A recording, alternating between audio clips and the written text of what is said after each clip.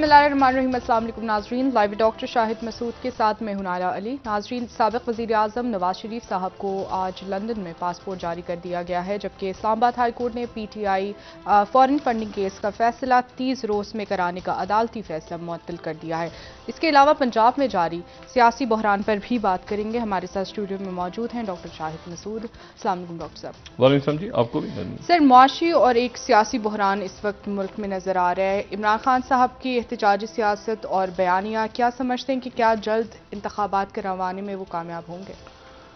देखिए, कई बहरान हैं और मैं ये बात तवातुर के साथ कह रहा हूं और मैं आज इसको मजीद, वो कहते हैं इन्वर्टेड कॉमर्स में, कि मुल्क अबतरी की तरफ जा रहा है। अब मैं इसको जो लोग समझते हैं, जो आम लोग भी या जो हालात पे गहरी नज़र रखते हैं, वो इस बात को जानते हैं और समझते हैं कि मुल्क शदीद अबतर बहरानों की तरफ बढ़ रहा है जी। जो माशी भी हैं, जो सियासी भी हैं, जो आइनी भी हैं, जो लॉ एंड ऑर्डर के भी हैं, सारा कुछ जमा हो रहा है। और वो कहते हैं ना कि परफेक्ट स्टॉर्म। अच्छा, अब इसमें सबसे पहली बात तो ये है कि अगर आप शुरू करें, मिसाल के तौर पे नवाज शरीफ साहब को पासपोर्ट इशू हो गया। अब मुझे नहीं पता वो आते हैं नहीं आते, मेरा अंदाज़ा ये है कि शायद फ़ौरन ना आए, पहले वो सऊदी अरबिया जाएँ। सही, ठीक। अच्छा, दूसरी जो बात है वो ये है कि पंजाब हुकूमत नहीं बन सकी आज भी, और कल जो है दोबारा हाई कोर्ट से रजू किया जाएगा। मुस्लिम लीग नून हाई कोर्ट से रजू करेगी और कई रोज़ गुजर गए, अब तो मेरा ख्याल बहुत दिन गुजर गए, पंजाब में कोई हुकूमत नहीं है, मुल्क के सबसे बड़े सूबे में, और एक बड़ा आइनी बहरान वहाँ पर भी है और मरकज़ में भी है। मरकज़ में आइनी बहरान इसलिए है कि 3 अदद शख्सियात, कायदे ईवान तो हैं शहबाज शरीफ साहब, लेकिन कायदे हिज़्ब इख्तिलाफ कौन होगा, उसके लिए 3 शख्सियात आ गई मैदान में। एक तो हुसैन अलाई साहब का नाम हमने पहले लिया था, जो वजाहत हुसैन साहब के बरखुरदार हैं, लेकिन मुनहरफ अरकान में भी 2, एक तो नूर आलम खान साहब जो अभी अलग हुए थे कुछ रोज़ पहले, और एक उन्होंने जमा करवाया, वो कह रहे हैं कि मैंने लीडर ऑफ द अपोजिशन का मुझे रोल दिया जाए, और उनके पास शायद 12 अरकान। और दूसरा राजा रियाज साहब, वो जो हैं वो जहांगीर तरीन साहब के साथ गए थे, उन्होंने भी, उनके पास भी 12 के करीब। तो अभी इस वक्त 3 लोग जो हैं वो आपस में कायदे हिज़्ब इख्तिलाफ के लिए भी जो है उनमें तनाज़े है। और यहाँ पर कल जो है वो पाकिस्तान पीपल्स पार्टी ये तय करेगी कि हमने आना है, यानी बिलावल भुट्टो जरदारी साहब वज़ीर ख़ारजा बनेंगे या नहीं बनेंगे, क्योंकि जाने से पहले जिसकी दावत उनको नहीं आई थी नवाज शरीफ साहब की तरफ से, ये मैं इस पे एम्फेसाइज इसलिए कर रहा हूं कि नवाज शरीफ साहब की तरफ से दावत नहीं आई थी, और यहां से गए तो वहां से कहा गया कि अच्छा, हमें तो अभी पता चला है वो यहां मौजूद है शहर में, इस तरह से हुआ है।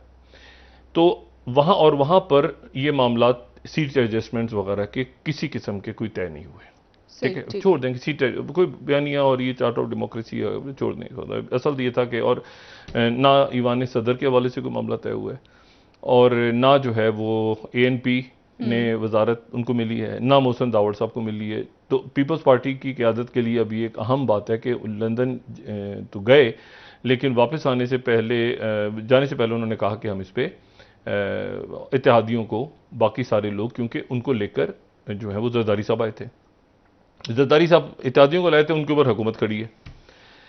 अच्छा, फिर उसके बाद तो वो तो वजीर नहीं बने। अब वो क्या पीपल्स पार्टी क्या स्टांस लेती है वो कल देखना है, लेकिन एक दबाव चारों तरफ से आ रहा है ना कि अब आगे व्हाट नेक्स्ट।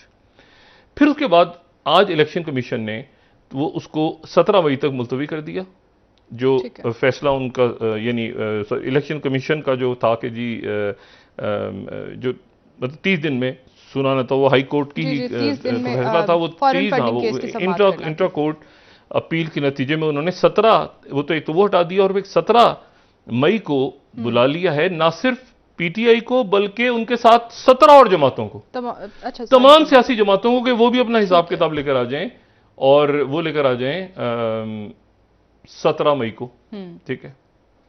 और उसमें पीपल्स पार्टी भी है, मुस्लिम लीग नून भी है, बाकी सारी पार्टियां भी हैं, ठीक है।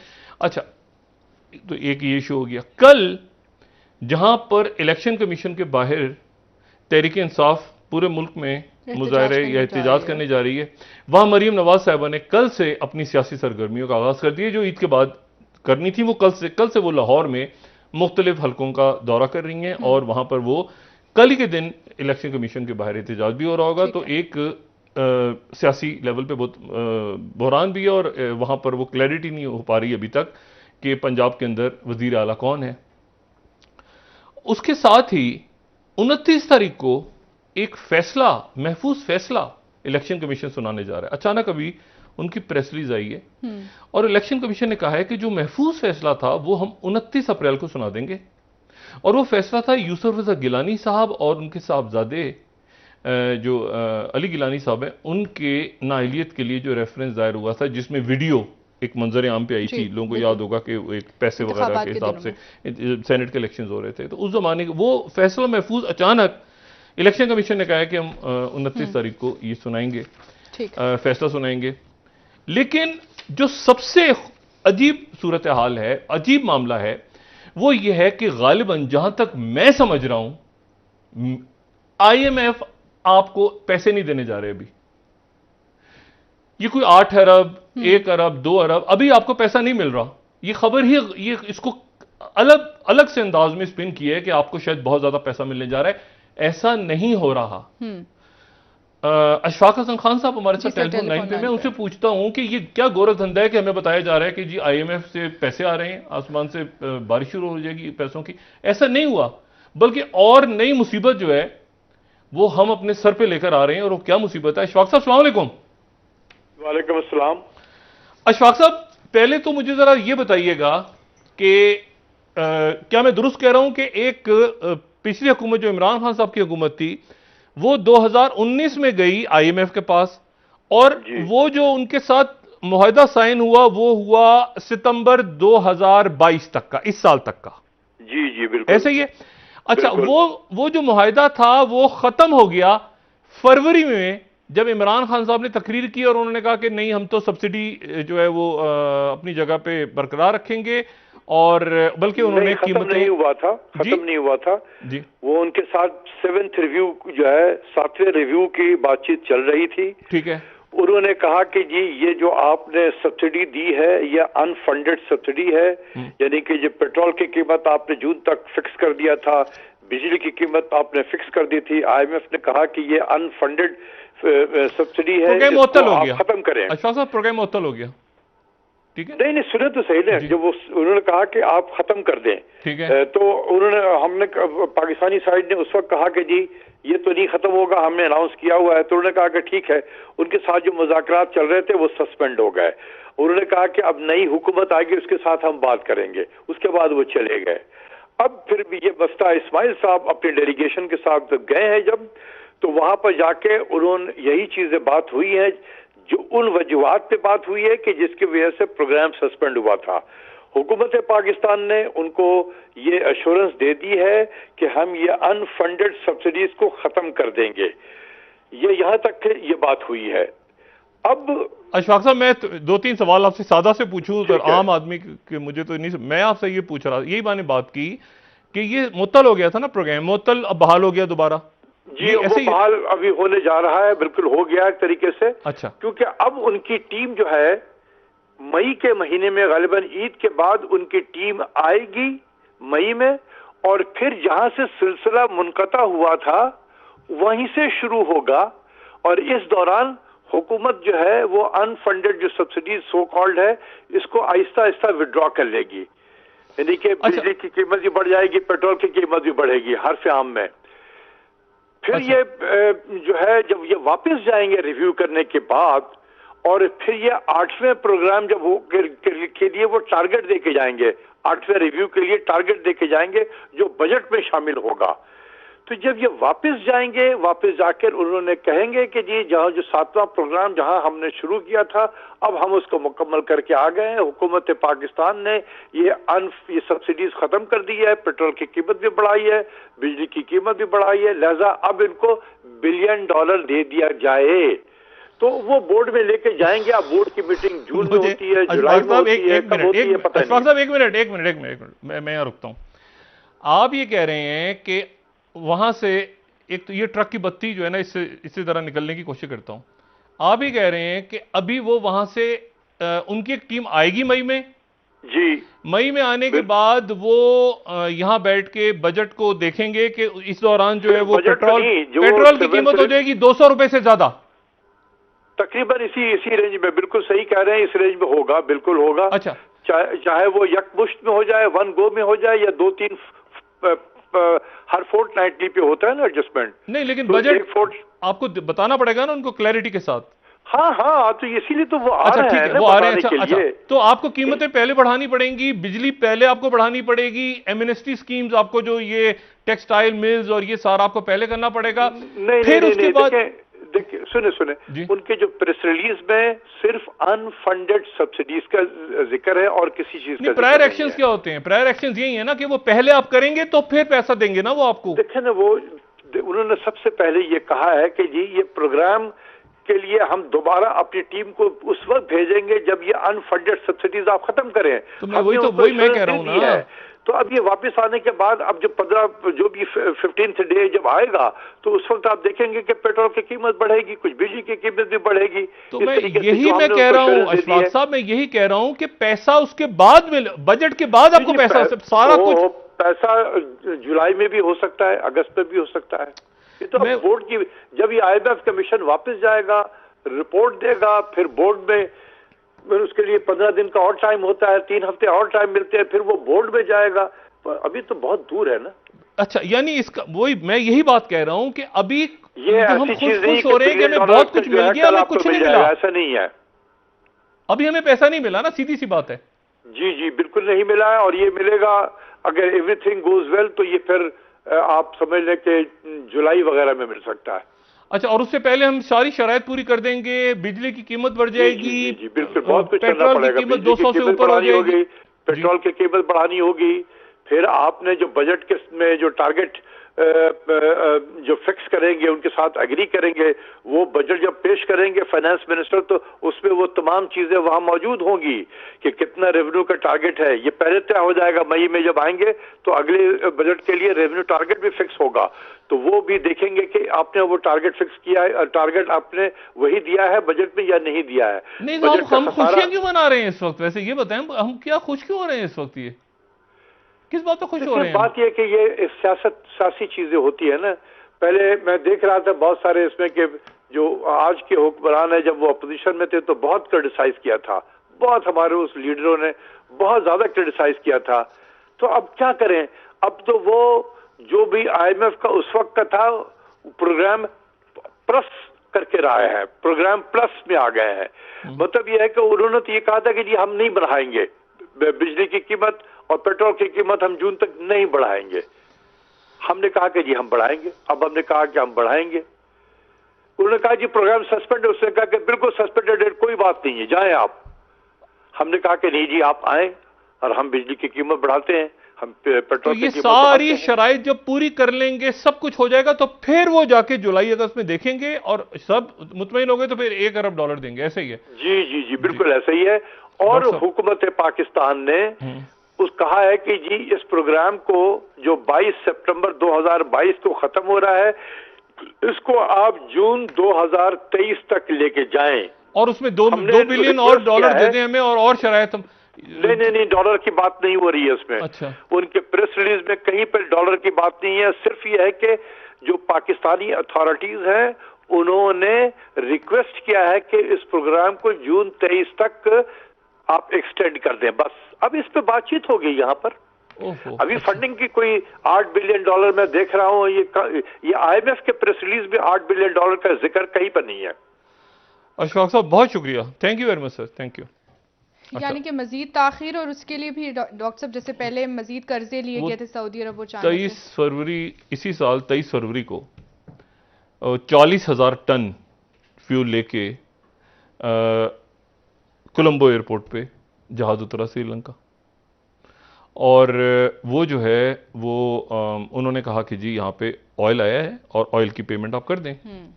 तो बैंक ऑफ सेलोन की तरफ से उनको बताया गया, ऑयल जहाज खड़ा हुआ है एयरपोर्ट पे, उनको बताया गया कि जी हम पेमेंट नहीं कर सकते क्योंकि हमारे पास डॉलर्स खत्म हो गए हैं। ठीक है, सिर्फ $2 बिलियन रह गए। तो जहाज जो खड़ा हुआ था जी, वो जो पेट्रोल लेकर आया था, जो फ्यूल लेकर आया था, वो उसके साथ वापस चला गया और मुल्क में हंगामे शुरू हो गए। और उस दिन के बाद से लेके अब तक वो आईएमएफ के पास दुनिया में कोई मुल्क उनको इस वक्त बेल आउट करने की पोजीशन में नहीं है। और उसकी वजह, और अब आप कहेंगे कि जिनकी फैक्ट्रीज बंद हो गई तो आप जनरेटर चलाएं, जनरेटर के लिए फिर वो सवाल है कि फ्यूल कहाँ से आएगा, पैसे कहाँ से, कोयला, आपके प्लांट्स बंद हो गए हैं, कोयला भी बाहर, हम भी कोयला बाहर से मंगवाते हैं, ठीक है ना, साउथ अफ्रीका है, पता नहीं कहाँ, हमारे यहाँ भी मुख्तलिफ जगहों से कोयला आता है, तो फ्यूल भी बाहर से आता है। अब इशू ये है कि ये माशी बहरान जो है ये सर पे खड़ा है, क्योंकि ये सारा जो पैसा है, इसकी जो पहली वो जो रुका हुआ $1 बिलियन था, यानी अभी क्या हुआ है, अभी हमने सिर्फ वो जो उनके वो नाराज हो गए थे तो हमने उनको खुश कर दिया कि हम आपके साथ वापस आ रहे हैं, सॉरी वो उस वक्त हमने गलत बात कर दी थी सब्सिडीज वगैरह के ऊपर, तो वो ताल्लुक बहाल हो गया, उन्होंने कहा ठीक है आप आ जाएं वापस, और वहीं से सिलसिला शुरू करें जहां खत्म हुआ था। अब सिलसिला खत्म हो गया था 2800 रुपये को, जब इमरान खान साहब ने कहा था कि मैं 10 रुपये कीमत बढ़ा रहा हूं, उन्होंने कहा था कि आप सब्सिडी खत्म करें, यानी पेट्रोल की कीमत को जो सब्सिडी दी जा रही है उसको खत्म करें, बढ़ाएं कीमत। इमरान खान साहब ने कहा 10 रुपये में कम करता हूं और जून तक ऐसा रहेगा, वो प्रोग्राम मुअत्तल हो गया। अब सिर्फ प्रोग्राम बहाल हुआ है और सिलसिला वहीं से टूटा है जहां फरवरी में खत्म हुआ था। अब वो कह रहे हैं कि 1 मिनट जरा, अब आप ये सारा कुछ करें, ये कीमतें बढ़ाएं, ये करें, इसके सब्सिडी खत्म करें, एमनेस्टी, ये सारा कुछ खत्म करें, ये हम आएंगे मई में, 15 मई को यहां आके देखेगा, हमारा टेक्निकल टीम आके देखेगी, टेक्निकल टीम के बाद जो है वो हमारा एक दूसरा बोर्ड देखेगा, उसके बाद एक तीसरा उनका जो आखिरी बोर्ड है, एग्जीक्यूटिव बोर्ड, वो सारा फैसला करेगा और फिर आपको $1 बिलियन मिल जाएगा अगर आपने सारी शराइत पूरी कर ली। ये आपकी माशी सूरत हाल है, ठीक है। और ये आने वाले दिनों में 200 रुपए से ज्यादा पर लीटर पेट्रोल होने जा रहा है मुल्क में। एक कंडीशन आपने मान ली। दूसरी ये कि एमनेस्टी स्कीम्स खत्म हो रही हैं, जिसके नतीजे में एमनेस्टी स्कीम, वैसे तो एक अजब सी बात है कि जी वो स्याह धन सफेद हो जाए, लेकिन उसके नतीजे में एमनेस्टी स्कीम क्योंकि वो थी ना, उसमें आपकी जो हाउसिंग स्कीम्स में लग रहा था, एक सनत चल रही थी, टेक्सटाइल इंडस्ट्रीज को कुछ मिली हुई थी एमनेस्टीज, ये तो वो सारा का और सारी आपका साथ ही आपका जो बिजली का शॉर्टफॉल है पूरे मुल्क में, वो क्योंकि आपने मतलब फ्यूल के पैसे देने, ठीक है ना, पावर प्लांट्स कैसे चलेंगे, कोयले के पैसे देने, ये तो बिजली का शॉर्टफॉल बढ़ रहा है। और वो आज जो है वो 7 घंटे 8 घंटे 7 घंटे 8 घंटे ये शॉर्टफॉल तो सुबह से हो गया, और ये उस वक्त होगा जबकि आपकी गर्मियां शदीद, पॉलिटिकल टर्मोइल, ठीक है। आपके एक अच्छी अगर कोई दुनिया में से एक खबर आई है ना, आज एक अच्छी खबर ये आई है कि फ्रांस में प्रेसिडेंट मैक्रोन जो है वो उससे लीपिन से वो जीत गए, ठीक है। और ये वाहिद अच्छी खबर है लीपेन से, और ये वाहिद अच्छी खबर इसलिए है क्योंकि वो जो लीपेन है, ये पूरा इलेक्शन आप अंदाजा लगाएंगे किस बात पे हुआ है, बड़ी नैरो पिछले ये क्यों इंपॉर्टेंट है कि पूरा का पूरा जो इलेक्शन है वो हिजाब और स्काफ के ऊपर हुआ है।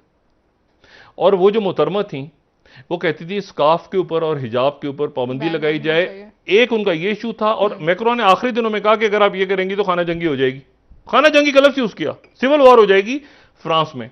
तो आप ये बराए करम ये नारे लगाना बंद करें, लेकिन उसके बावजूद वहां पे आप देखें कि वहां पे कशीदगी है पनाहगज़ीनों के हवाले से। फिर इन्होंने कहा कि यूरोप से निकल जाएंगे, पहले ब्रेग्जिट से पहले ही एक टूटा फूटा यूरोप अजीब सी पोजीशन में है, इन्होंने कहा हम EU से भी निकलेंगे। तो अब वो खैर वो भी इलेक्शन हारी, लेकिन मार्जिन उनका कम, तीसरी दफा हारी है इलेक्शन, और 2002 के बाद पहले फ्रांस के सदर हैं जो कि दोबारा री इलेक्ट हुए।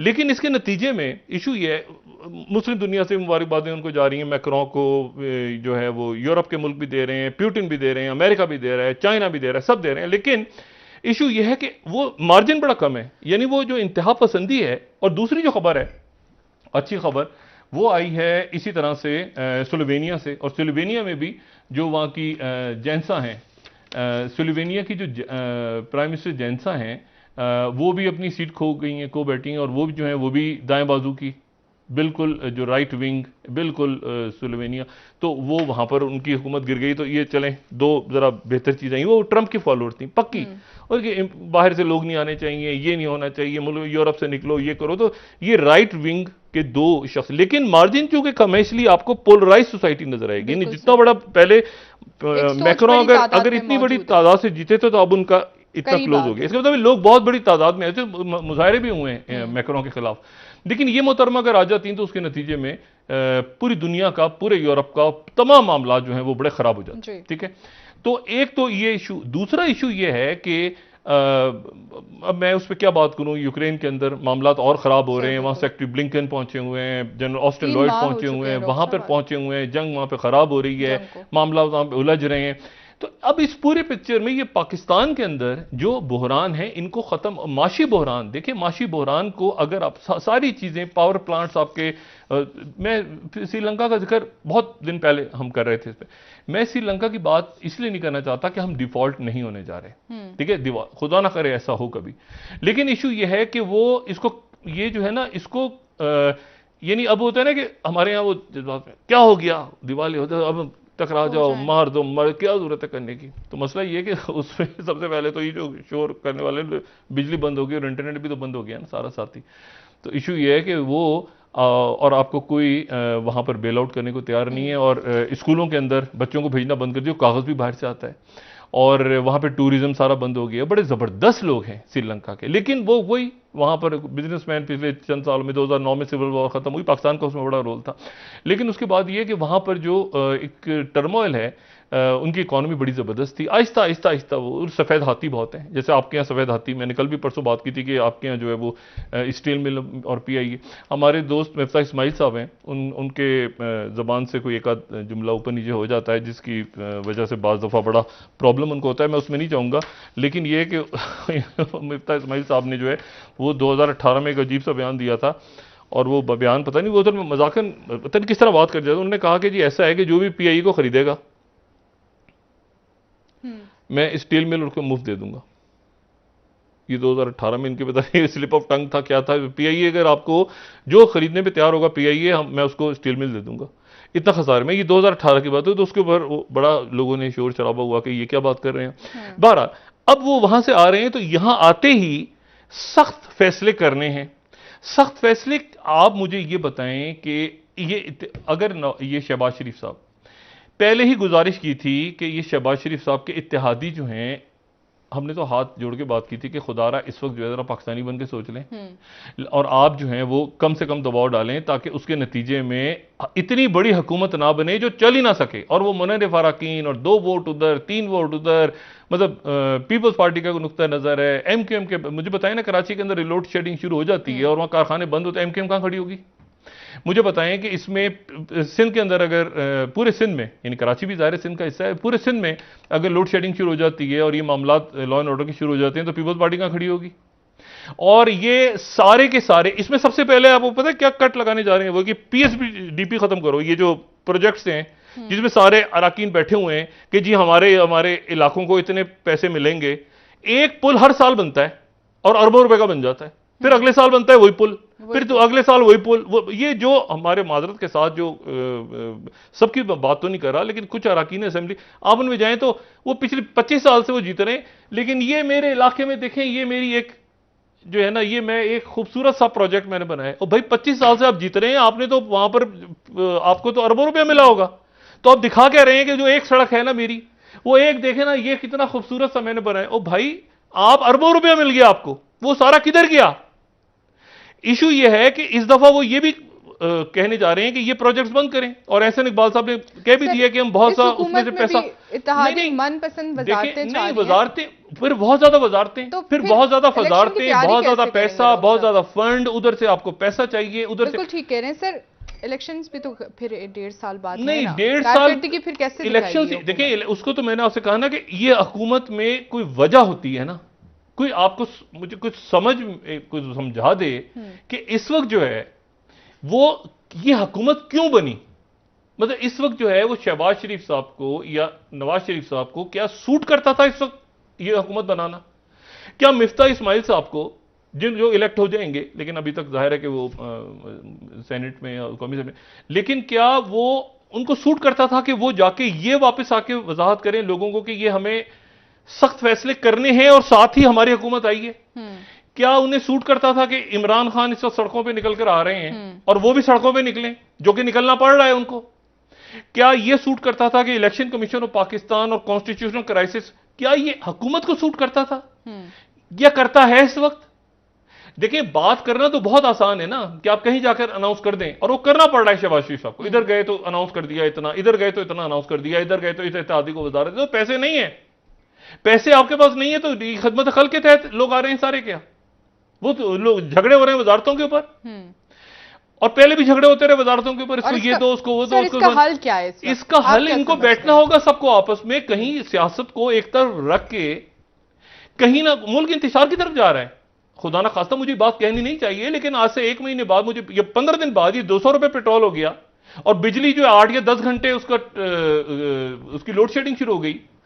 और लोड शेडिंग होती है तो लोग कहां जाते हैं? लोग कहते हैं जनरेटर में डाल दो, तो जनरेटर के लिए पेट्रोल लेने गए तो 200 रुपया लीटर।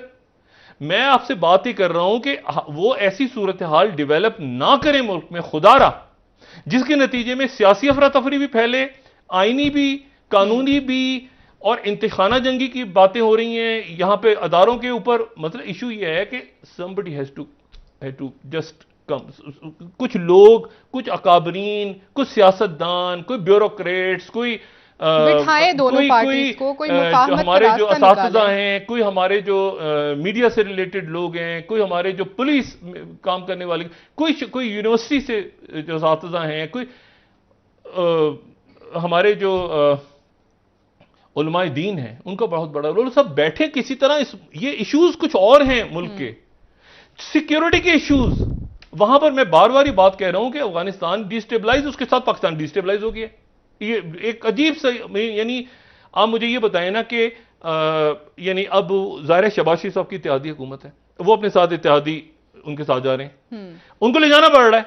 वो नहीं लेके जाएंगे, इत्तेहादी नाराज हो जाएंगे, आप सऊदी अरब जा रहे हैं, हम नहीं लेके जा रहे हैं, वो सारे साथ जा रहे हैं। पीटीआई कह रही है कि इतना बड़ा वक्त लेके जा रहे हैं आप, इमरान खान तो अकेला जाता था, वो उधर वो इसी लेके जा रहे हैं कि वो नहीं लेके जाएंगे तो इत्यादि नाराज हो जाएंगे, इसको लेके गए मुझे नहीं गए, अच्छा मुझे लेके गए उसको नहीं लेके उधर। तो ये जो तमाशा है, ये एक पूरा मुल्क आप समझें इस वक्त हिजान का शिकार है, और उसमें ये सर पैर समझ नहीं आ रहा। पंजाब के अंदर हुकूमत नहीं है, मरकज के अंदर हुकूमत जो है वो एक शहबाज शरीफ साहब ने एक ऐसी हुकूमत अपने सर पे ले ली है जहां पर फैसले सड़कों पे हैं, इमरान खान साहब भी सड़कों पे हैं और मरीम नवाज साहिबा भी सड़कों पे आ रही हैं। और अगर पंजाब के अंदर ये सूरत हाल डेवलप होती है कि जहां सड़कों पे मरीम नवाज साहिबा भी हैं और इमरान खान साहब कह रहे हैं कि मेरे कारकुन तैयार रहें, और उसके बाद यौम दुआ होगा, और उसके बाद हम जगह जगह एहतजाज करेंगे, और उसके बाद हम लॉन्ग मार्च की कॉल दूंगा। अब इस गैर यकीनी की सूरत हाल में, जब गैर यकीनी है मुल्क में, सियासी अदम इस्तेकाम है, क्या हमें ये बातें सूट करती हैं इस वक्त करना कि किसकी कौन? ये सारा का सारा पूरा का पूरा जो सेटअप है ना, ये पूरा घोंसला ऐसे शाख के ऊपर, जो शाख भी कट रही है, किसी शाख के ऊपर होता है ना एक सिस्टम, ऐसे आप कहेंगे ये इसके वो शाख भी टूट रही है अपनी जगह। और इससे पहले कि वो दरख्त खुदा ना खास्ता गिरे, तो या तो आप शाख उस आशिया को बचाएं या शाख को बचाएं, ठीक है, वरना सबके सब जाएंगे। मैं इसमें आपको सिर्फ ये बताऊं पूरा, क्योंकि ये जो आईएमएफ वाली बात हुई है ना, देखिए बात ही होनी थी, उनकी शराइत थी, लेकिन उनके साथ फाइट आउट हो रहा था, लड़ाई हो रही थी कि आप शर्त ऐसे नहीं है, ऐसे करें, ऐसे नहीं है, ऐसे करें, ऐसे नहीं है। कितना क्रिटिसाइज किया बाकर रजा साहब के ऊपर और शौकत तरीन साहब, उनको छोड़ा हमने, हफीज शेख साहब, लेकिन उनके साथ एक जंग हो रही थी ना मुस्तकिल, हमें बताओ, वापस आते थे, जाते थे, वापस आते। इस दफा बात ही नहीं हुई। और पैसे कब मिले? 8 अरब डॉलर। भाई 8 अरब डॉलर कहां से? 1 अरब डॉलर आपको अगस्त में मिलेंगे जब सारी की सारी शराइत कहा कि हम ऐसी कोई कानून साजी नहीं करेंगे जिससे आईएमएफ से हमारे ताल्लुकात, आईएमएफ से ताल्लुकात रहे, पब्लिक जाए जहन्नुम में, तो आईएमएफ के साथ रखने ताल्लुकात आपने इसमें कोई, लेकिन आप इसमें खुशी गोलगप्पे खाने की क्या जरूरत है कि आपको कर्जा मिल गया? यानी दुनिया में अजीब गरीब किस्म के लोग हैं हम, कि कर्जा मिल गया तो ये नहीं कि कर्जा उतर गया तो हम खुश हो, हम खुश होते तो कर्जा मिल गया हमें, आगे हमारी नस्लें उतारेंगी, हम तो खा पी के भाग जाएंगे। भाई आप किसी वक्त जो है कोई हुकूमत, भाई 14 आपके वज़राए खजाना बदले 2008 से 14, और उसमें से 6 जो हैं वो पीपल्स पार्टी के दौर में थे, 2 मुस्लिम लीग नून के दौर में थे और 4 इमरान खान साहब के दौर में थे, और अब 14 आपके वज़राए खजाना। और पहले क्या हुआ था कि शौकत तरीन साहब गए थे तो हफीज शेख आ गए थे पीपल्स पार्टी के दौर में, और अभी हुआ है कि हफीज शेख गए तो शौकत तरीन आ गए। मसला यह है कि आप, वो लोग भी बेजार हैं, बाहर वाले भी, कि एक मिनट ठहरो यार, ये आदमी हर कुछ देर सालों के बाद यही आदमी इधर से फिर इधर से फिर इधर से फिर वही आदमी आता है, वो कहता है जी सॉरी, वो माजरत चाहते हैं, वो तो दरमियान में ये हो गया था, मुझे बंद कर दिया गया था, मैं रिहा हो गया, अब मैं बंद हो गया था, मैं रिहा हो गया, मैं बाहर चला गया, अब मैं आ गया हूं खुल गया। वो भी हंसते, अच्छा वहां बैठे हुए अपने वही लोग बैठे हुए, वो कहते हैं यार ये किस तरह के लोग हैं, ये क्या है, ये क्या है, क्या कर रहे थे, ये क्या है इनके मुल्क में? उनकी अपनी असेसमेंट जाती है ना यहाँ से, उनका अपना, उनके मिशन है आईएमएफ के, उनके अपने मिशन हैं वो सर अपनी। एक कहा तासुर ये भी तो है कि सियासी तौर पर इसको हैंडल करना चाहिए, और इस हुकूमत के साथ एक चूंकि एक अमेरिका को के पता ही नहीं है कि ताल्लुकात अच्छे हैं। हुकूमत, अब आपने वादे कर लिए, अब जना हुकूमत ऊपर नीचे हो रही है, इत्तेहादी नाराज हो गए, इत्तेहादी नाराज हुए, उधर से टक करके 2-4 वोट ऊपर नीचे हुए। आरिफ अलवी साहब ने कहा जरा इत्तेमाद का वोट तो हासिल करें, शहबाज शरीफ साहब इत्तेमाद का वोट तो लें आप। अच्छा, उसके साथ ही ये मुनर्रफ अराकीन का जो है वो उनको इशू हो गए, उनको नहीं उनको इशू हो गए नोटिस, 28 तारीख को पेश हो सारे के सारे, और इलेक्शन कमीशन के सामने पेश हो। लेकिन मेरा जो कहने का इशू ये है, और इमरान खान, असल जो बात है वो ये है कि जो माशी इशू है, मेरा अपना ख्याल था जो मैं बार बार कह रहा था, और मैं अब भी इस बात की रिक्वेस्ट करूंगा कि अब भी अगर मुमकिन हो तो उनसे थोड़ा सा लड़े, नाराज ना करें, इंगेज करें उनको, मतलब इंगेज करें। लेकिन डॉक्टर फिर ये प्रोसीजर और डिले नहीं हो जाएगा इससे? नहीं, मकसद है कि उनको थोड़ा सा उनसे कहें कि भाई एक मिनट ठहरो, हम एक साथ, जो हमें पहले तो पैसे दे दो ना, हम इसको मतलब। अब लेकिन अब मसला ये कि आपने इतनी दफा उनके साथ गड़बड़ें की हुई हैं कि वो आपको कहते हैं कि नहीं पहले ये शराइत मानो। इस हुकूमत के आने के बाद ये तवक्को हो रही थी कि वो आपको आईएमएफ से कम खुदा पहाड़ वाली बात मैं नहीं कहना चाह रहा, लेकिन आईएमएफ आपको कोई कम से कम रिलीफ देगी। उन्होंने रिलीफ दिया है क्या कि जी इसको हम 2023 तक, हमने रिक्वेस्ट कर दी है उसे, जिसको मान लेंगे उनको क्या इतराज होगा, वो और शराइत है। एक बैंक है वो आपको 10 बिलियन दे देगा, आप उनसे शराइत उनकी मानते चले जाएं, आप शराइत मानते चले जाएं, आप कहें ये गवादर भी ले लो, ये फलां भी ले लो, ये चले जी आपके स्ट्रेटेजिक एसेट्स हैं उनको भी ले लो, इसको भी ले लो, इसको भी ले लो, सारा करते हुए उनको क्या है वो आपको देते जाएंगे। तो एक दिन पता चला 22 करोड़ लोगों को उठा के ले गए, आपने लोगों को भी गिरवी रख दी, ऑलरेडी है ना, ऑलरेडी हर आदमी पे है ना कर्जा भाई, ऑलरेडी हर आदमी पे कर्जा चढ़ा हुआ है। बिल्कुल सर, हर आदमी जो है, देखें मतलब अल्लाह ताला अपना करम करे कि जो बहुत ज्यादा साफ शफाफ अपनी जिंदगियां गुजार रहे हैं, जिन्होंने अपनी जो इबादतें कर रहे हैं रमजान में, जिन्होंने सारी जिंदगी सूद नहीं खाया, जिन्होंने सारी जिंदगी रिस्क हलाल मेहनत मुशक, उनके ऊपर भी आपने कर्जा डाल दिया हुआ है। क्योंकि रियासत ने कर्जा लिया वो डिस्ट्रीब्यूट हो के हर आदमी के ऊपर किया। पता चला आप पानी पी रहे हैं तो यार पता चला कि वो भी आपने कर्जा, असल में तो वो कर्जा आईएमएफ का कर्जा था, ये बिजली जो है, पर हर आदमी के ऊपर आपने कुछ 2.25 लाख, 2.25 लाख, 2.5 लाख, खुदा जाने कितना कर्जा आपने डाला हुआ है। बिल्कुल बूढ़े पे, बच्चे पे, औरतों पे, सब मकरूज है। मतलब इससे आपने निकलना है, और कैसे निकलना है इसके लिए सख्त फैसले करने होंगे, लेकिन सख्त फैसले तो उस वक्त होंगे जब ये जंजाल सर पे नहीं होगा। सर बिल्कुल, ये जो इतने सारे लोग, बहुत सारा एक आईनी कानूनी मेरा होगा मैं छीनूं, बच्चे नहीं कहते आपस में छीना चिपटी हो रही है, या वो म्यूजिकल चेयर चल रही है कि जैसे अचानक म्यूजिक रुक गया कहीं तो मुझे ना बैठना पड़ जाए या मैं बैठूंगा। तो इशू ये है कि इस वक्त आने वाले चंद दिन और चंद हफ्ते ये बहुत ज्यादा पाकिस्तान के अंदर इंतशार इसमें पैदा होता मैं देख रहा हूं। उसकी वजह यह है कि ये किसी जगह से थम नहीं रहा। ये आईएमएफ के पास से आके जो एकदम ऐलान हुआ है ना कि 8 बिलियन देने को तैयार हो गए, ये ऐसी स्पिनिंग हुई है। वो तैयार कहां हो गए उनके, ओ भाई वो 1 बिलियन आपको उस वक्त देंगे जब सारी शराइत पूरी करेंगे, और वो खुश हो जाएंगे उस पे बजट के बाद। बिल्कुल, ब्रेक ले लेते हैं डॉक्टर साहब, वापस आके बात करेंगे आपसे। नाजरीन ब्रेक हमारे साथ रहिए।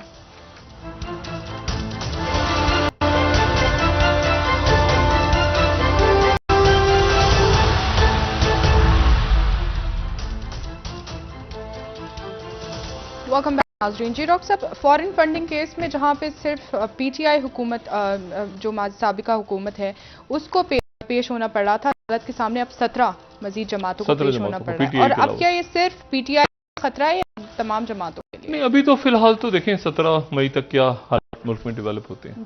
लेकिन मैं जो बात बार बार कह रहा हूं ना कि यानी अब देखें इलेक्शन कमीशन, अदालतें, ठीक है, कॉन्स्टिट्यूशनल क्राइसिस खत्म नहीं हो रहा।